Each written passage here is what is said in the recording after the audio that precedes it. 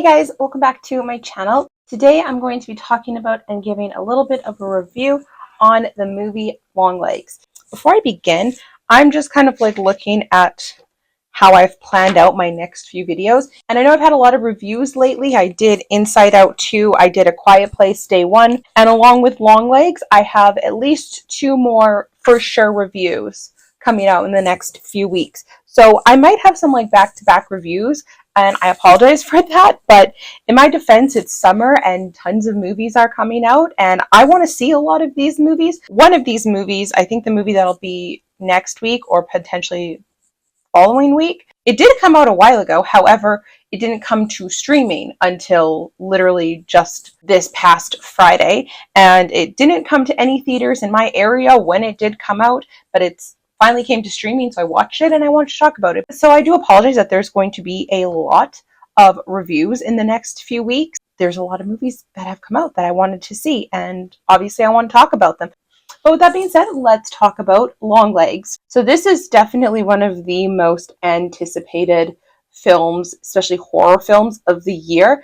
And I have to say, if you saw my Instagram, you saw that I gave it 7 out of 10. And don't let that make you think that this movie wasn't good. This movie was very, very good.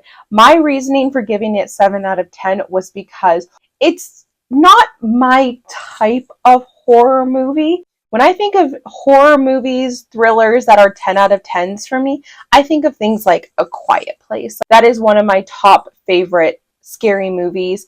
I really like that movie, and don't get me wrong, this movie was so good. It just wasn't my type of horror movie, and that's nothing against the movie itself. Absolutely nothing against the movie itself. This movie was so incredible, so well acted, so well directed. Every aspect of this movie was so good.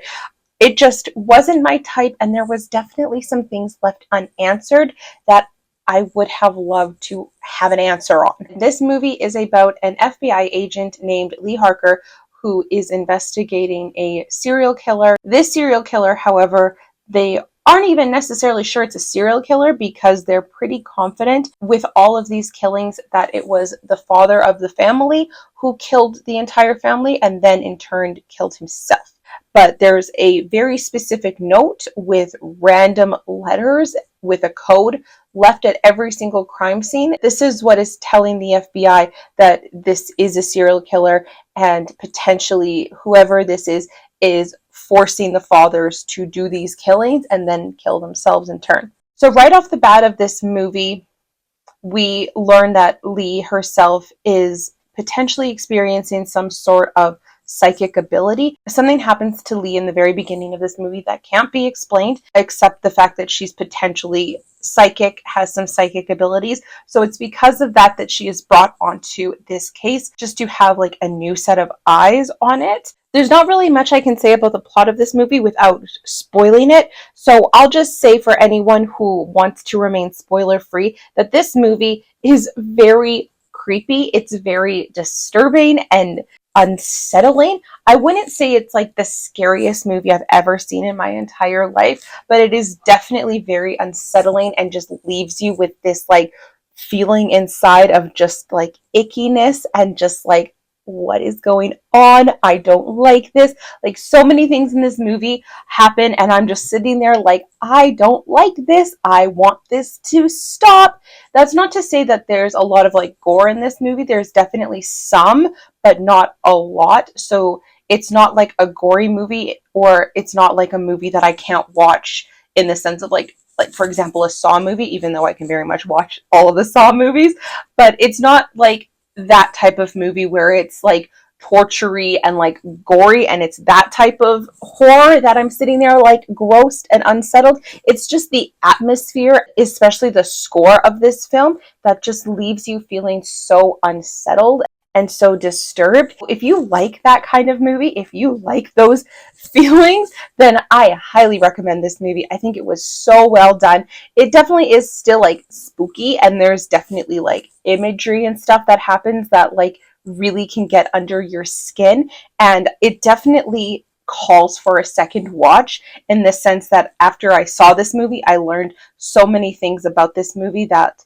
I missed the first time round. So I definitely would love to see this again. When this comes out onto DVD, I will 100% be buying it to rewatch this again and again, because I want to see all of these things that I missed on first viewing, and maybe also just maybe try to get a better understanding of what happened in this movie. Overall, I think this was such a great movie. I think the marketing of this movie was insanely amazing. The fact that they told us that Nick Cage was in this movie but never actually showed him was beyond brilliant, and we'll get more into that in spoilers. But the marketing was so well done, and like especially the very first trailer that came out about this movie was insane. And I can really tell how so many people were just like instantly drawn into seeing this movie based on that first trailer. And I have to say, it really lives up. I do believe this is more so an independent film than like a more higher known director. I've never heard of this director before, and holy smokes, can I say, like, what a step out for him. Like, what an incredible first. I don't think this is his first film, but this is definitely his first very, very well-known film. I think it might even be his first theatrical film. And holy smokes, I can't wait to see what else this man comes up with, because this was such an incredible movie. And the performances, both by Micah Monroe and Nick Cage, were insanely amazing, and I loved it. Like I said, I can't really talk much about the plot or anything without really diving into spoilers, and I feel like this is a movie you just have to go and see. So I'm going to leave that at that. I know that that wasn't very long for a quick wrap up of this movie or anything like that, but I really don't want to say too much without giving a spoiler warning and letting people who don't want to be spoiled exit out of this video before I get into them. So with that being said, if you don't want to be spoiled at all about this movie, then this is where I will say goodbye. Thank you for watching this video. And like I said, if you like those sorts of movies that just leave you feeling like very unsettled and disturbed, my best example I can give for like that feeling I got from this movie was the movie Hereditary. So if you liked that movie and you liked those sorts of feelings that it brought up in your gut and stuff when you saw Hereditary, then you've got to check out this movie. If you want spoilers, stick around. We're going to get into spoilers now. So if you're going to cut out, thank you for watching. I will see you guys next week. But for everybody else who wants to stay, here is your official spoiler warning. I'm going to get into spoilers right now. We're going to talk about the plot of this movie. So I did mention one of the very first things that happens is this character, Lee Harker, has this sort of like psychic moment and stuff. So that's not actually the first scene of the movie. The first scene of the movie is actually seeing Nick Cage, though we don't really realize it's him until a little bit later, because you only really see him from like about here down. Oh my goodness, was that first scene so effective? Instantly making me feel like unsure of how this movie is going to proceed. I was not prepared for that first scene, and I was not prepared for those feelings it caused inside of me.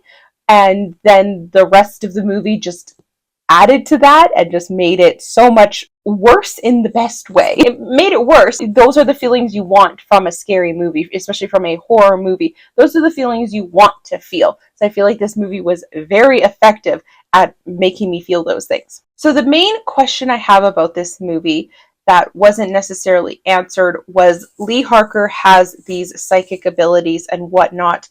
And we also can very much tell, it's not ever necessarily said, but you can very much tell from the very beginning of this movie that she also really suffers from like social anxiety. Like there's a scene where she meets this young girl who's just being very friendly to her, and you can just tell she just is so uncomfortable. And so my question about her psychic abilities as well as this like social anxiety that she has, is this because she's been in a way possessed by the devil the whole movie? So we learn as the movie goes on that the character of Longlegs, who is Nick Cage's character, he essentially is working for the devil. He is a very strong believer in the devil, and he is in turn using Lee Harker's mother as an accomplice to possess these fathers to kill their families and then again kill themselves. I just have questions about the whole setup and whatnot, because we learn that it's fathers doing the killing and then they kill themselves.